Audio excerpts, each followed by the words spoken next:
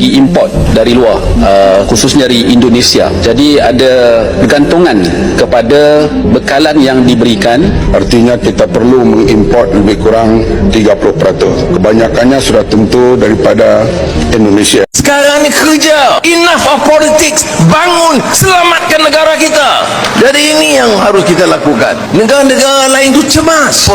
Sebagian orang kita ni tak baca ke? Dia tak ikuti ke perkembangan dunia. Dia tak tahu apa yang berlaku di negara-negara jiran. Malaysia tidak pada konsisten untuk pembangunan bersama yang diharapkan oleh perjanjian ASEAN. Campur tangan negara asing di balik ketegangan atau gesekan antara Indonesia dan Malaysia selama ini hingga sekarang berakar dari sejarah geopolitik era Perang Dingin, khususnya Persekutuan Pertahanan Britania Raya Inggris serta negara-negara persemakmuran seperti Australia dan Selandia Baru. Faktor utama yang mendasari dinamika tersebut antara lain warisan perjanjian pertahanan saat pembentukan Federasi Malaysia pada 1963 yang memicu era konfrontasi. Ganyang Malaysia, Inggris Raya mendukung penuh Malaysia melalui Fakta Pertahanan Gabungan untuk menjaga pengaruhnya di Asia Tenggara. Aliansi Pertahanan 5 negara FPDA sebagai kelanjutan sejarah. Malaysia hingga saat ini terikat dalam Fakta Militer FPDA yang didukung oleh Inggris, Australia, Selandia Baru, dan Singapura. Aliansi ini berfungsi sebagai payung keamanan bagi Malaysia dari ancaman eksternal. Negosiasi perbatasan, dalam sengketa perbatasan atau klaim wilayah masa lalu seperti sengketa Pulau Sipadan dan Ligitan, posisi strategis yang dipaksakan oleh Malaysia yang didukung oleh Inggris dan diputuskan melalui mekanisme Mahkamah Internasional ICJ. Terlepas dari dinamika historis tersebut, hubungan luar negeri antara Indonesia dan Malaysia kini lebih banyak diwarnai oleh kerjasama ekonomi regional dalam kerangka ASEAN, serta penyelesaian sengketa melalui jalur diplomasi formal. Namun apakah Malaysia benar-benar jujur menjunjung tinggi kerjasama ekonomi? Lantas kenapa ada kepanikan dan kekhawatiran Malaysia saat kita NKRI menyusun kembali strategi kita? Apakah Malaysia ingin selalu mengatur harga pasar untuk kepentingan keuntungan mereka sendiri dan merugikan pihak kita NKRI? Itu tidak akan terjadi. Hei Malaysia, kami saat ini bukan lagi negara yang mau tunduk kepada aturan sepihak yang tidak membawa kebaikan bersama. Perlu kalian ketahui hei Malaysia, selama ini kalian menindas kami atas kebijakan harga pasar untuk kepentingan kalian sendiri. Dan yang terparah adalah kalian senyum dan menghina Indonesia atas kesombongan dan keangkuhan kalian.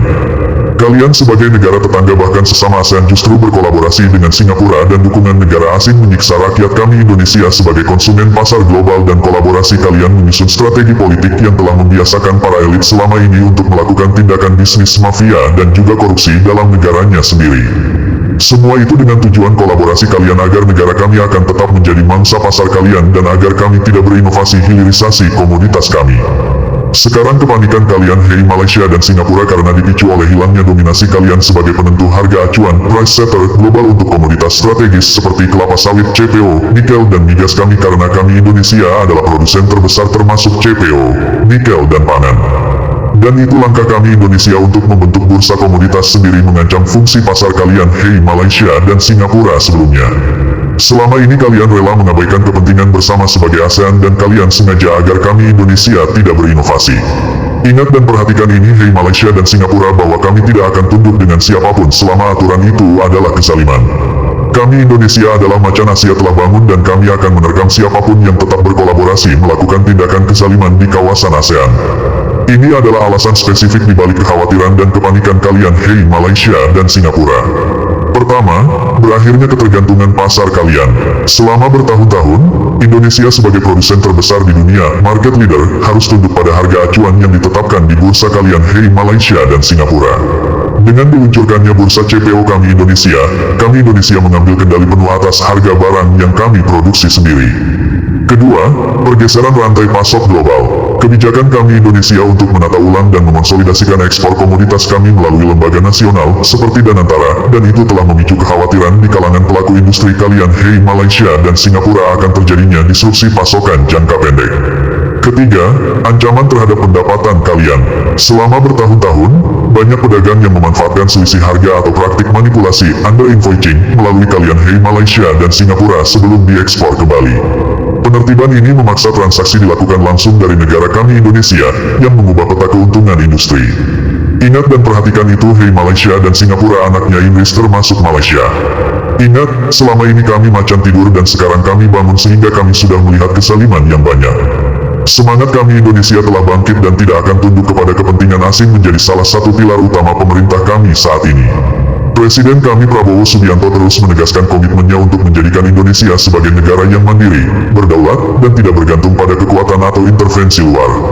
Ini adalah gerakan kemandirian nasional kami ini tercermin dalam beberapa langkah konkret bagi kami. 1. Politik luar negeri bebas aktif. Kami Indonesia tetap teguh memegang prinsip non-blok. Langkah ini memastikan kami Indonesia bersikap netral di tengah ketegangan geopolitik global dan bebas menentukan arah kebijakan kami sendiri untuk kebaikan rakyat dan bahkan dunia.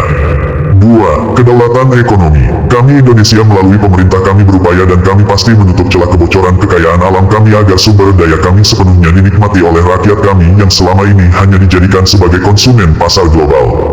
Ini didorong melalui kebijakan industrialisasi nasional dan pengelolaan sumber daya yang berpihak pada kesejahteraan domestik kami sesuai amanat konstitusi kami. 3. Penolakan terhadap inferioritas. Pemimpin kami secara konsisten mengingatkan masyarakat untuk memupuk rasa percaya diri.